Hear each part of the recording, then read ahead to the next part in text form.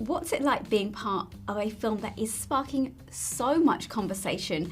I can't go online any day and not see someone talking about this film. That must be incredible. I think we just all kind of go back to the 23 days we spent in Savannah, Georgia.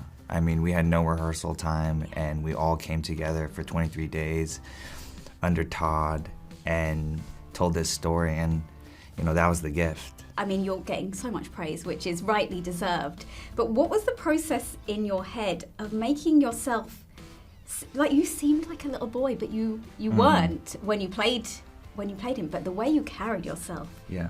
It was just something to behold.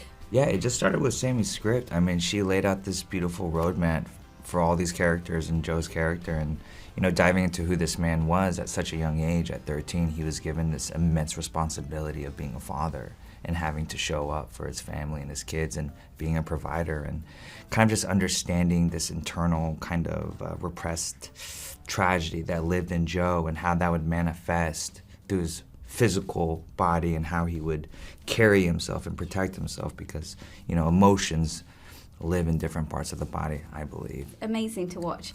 Can we just talk about the score as well? Because sometimes, it's brilliant, but it's so comedic at some points and so devastating at others. Yeah. It's just incredible. It was one of Todd Haynes' most brilliant ways that he expressed his vision for this movie, I think, was repurposing the score from the 1971 film The Go-Between that he watched when he was looking at inspiration for the movie.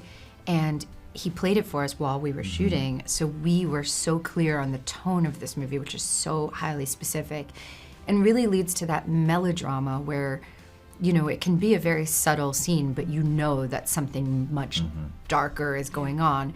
And then, of course, allows for that humor and lightness because life is absurd. Yeah. You know, like even the darkest things are funny. Yeah. Actually, I did wonder whether he'd played it for you or whether you just saw it in post, but yeah, I think it massively helps.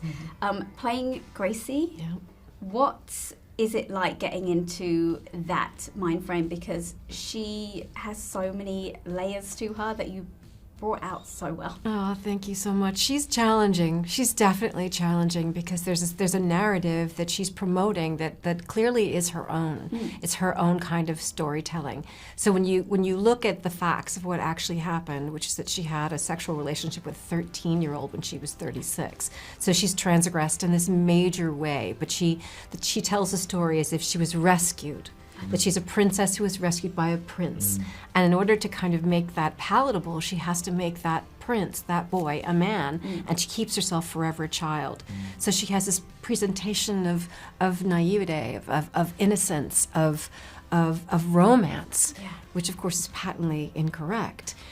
So I think the tension between what actually happened and her narrative is so vast. You know, I mean, there's so much room in there. And so when she's alone, there's this incredible volatility. You know, and shame and confusion, and so it was definitely a challenging part in that sense. I mean, you did it incredibly well. I know I keep saying that, and I hope you don't get tired of hearing it because you're going to hear it from everyone. It's like in between every question, I'm like, this is a great film. Thank you. Thanks. If you were going to have someone, I'm not saying play you, but an actor come and study you to play you, is there one thing about yourself that you hope that they really get right? Because right in the film, Grace is like, make sure you get that right about me for the film. Is there one thing that you know you do or something about yourself that you're like, I hope they get that right about me? Well, one thing I'll say about Gracie, when she says make sure you get that right, you know, Gracie is, you know, what she wants Elizabeth to see, what Gracie believes her truth to be. Right. That is not necessarily the truth. Okay.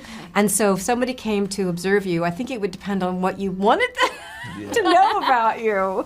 You know, this movie is so much about performance, so much about how we communicate who we are to the world and what our signifiers are.